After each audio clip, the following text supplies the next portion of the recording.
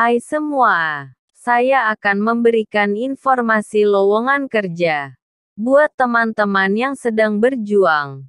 Tetap selalu berdoa, semangat berusaha dan jangan putus asa. Semoga informasi yang saya berikan dapat bermanfaat bagi kita semua.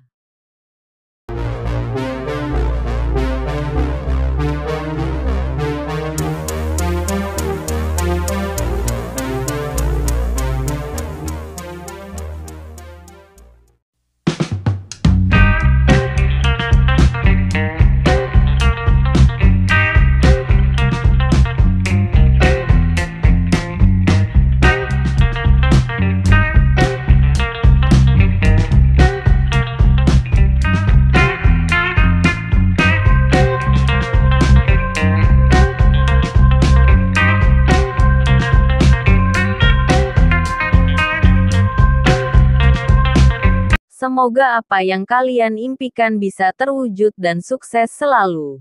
Terima kasih. Salam sukses.